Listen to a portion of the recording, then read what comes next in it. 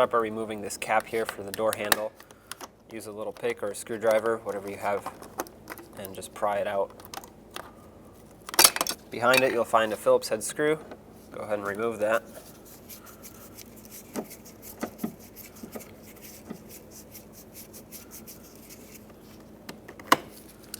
Next, in this little door pocket, you're going to have to remove the bottom liner. That will expose another Phillips head screw, which you also have to remove. And with that removed, you can pull up. You can use a little pry tool to help you. There you go. Pull up and then back. Flip it over. Disconnect your electrical connectors. Press on the tab and remove the wiring. For this one, it's a little bit different. I'm going to use this pry tool to pry this connector apart. Sometimes it's hard to do it with just your fingers. Pull out this outer sleeve of the connector. That'll unlock it. Then you can remove the rest of the connector and set this aside. Underneath this door pocket, you'll find 8 large screw here. This is your main anchor screw for the door panel. You're gonna have to remove that one. And then after that's out, there are 2 more screws on the bottom that you'll have to remove. These are small. All right. Over here, you'll see a cover. This actually is a cover for a screw that you have to gently pry this off.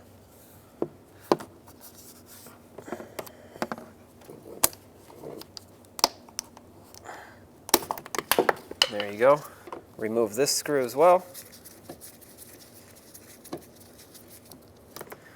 This corner piece here has to come out. You can just pry it off. It just has some plastic tabs that it mounts to. And now you can either use a plastic trim tool or just your hand. Get behind the door panel and pop it out of its mounting locations. It just has some plastic tabs that it pushes in to the door with. All right. Now you can lift it up. Make sure your wiring goes through and doesn't get caught. Once you lift it up, flip it over just a little bit. Once you flip it over, you'll see the 2 door handle cables. Those have to get popped out of the door handle. And then the end of the cable has this ball that fits into that plastic socket there. Do the same to the other one. One's for the lock and one's for the handle itself. Now you can remove your door panel. If your window is rolled down, you actually have to have it up to replace the outer door handle. So with the ignition on, reconnect your window switch temporarily, pull this outer locking sleeve completely out, and only then can you connect the connector. You don't have to lock it in, but I just want to roll up the window. That'll give me access to the outer door handle. Perfect, and now you can just disconnect this connector again and turn off your ignition. From the outside of the door, gently remove this cap.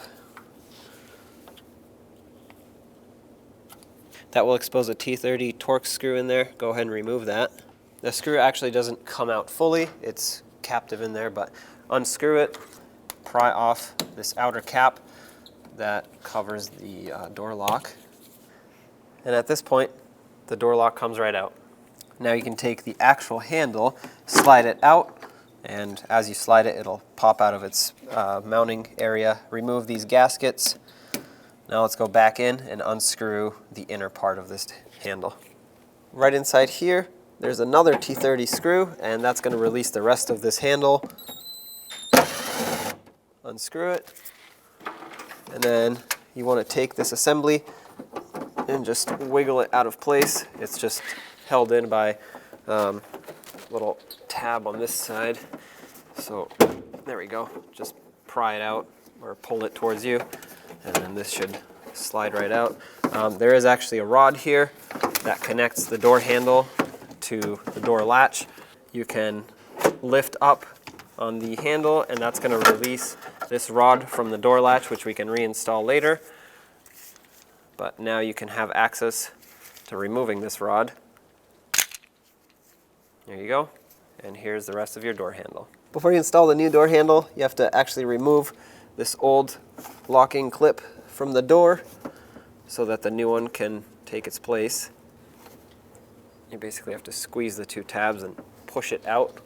I'm going to squeeze it with a pair of pliers from the other side and push it in.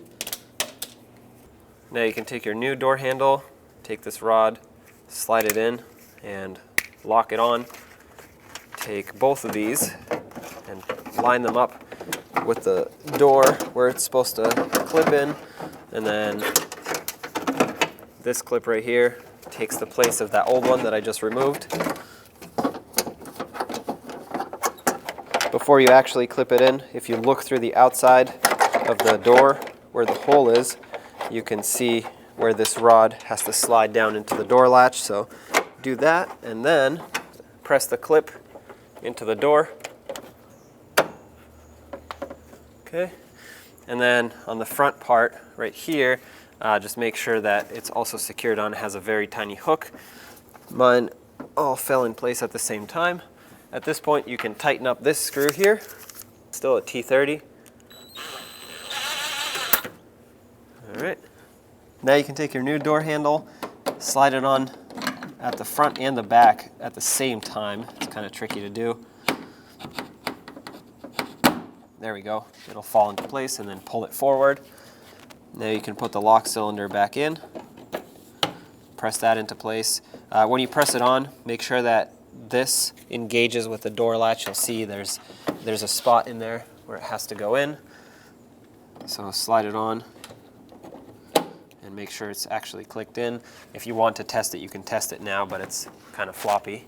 Then you can take your cover, slide it right over, and now let's secure the door lock. And to do that, you just tighten up this T30 and make sure it's nice and snug, and that's going to hold in the door lock for you. Now you can slide your vapor barrier back. Make sure that the cables go through this slot here so they can reach the door handle. And try to stick it back to where it was. It should stick. If not, you can use some tape just to hold it in place.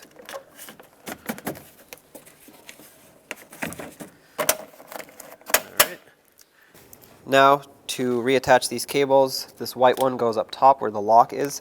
You want this ball to drop down in its plastic socket, and then swivel the cable over and click it in right here where it's supposed to lock in.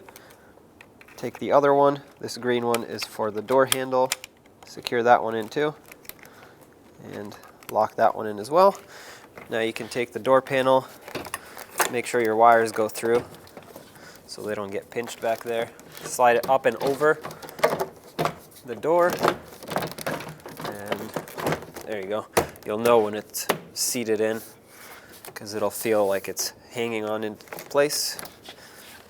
Now you can line up all of your push clips, the plastic ones on the back, and snap them into place. Secure the door panel. Take your main anchor screw for the door and tighten that up.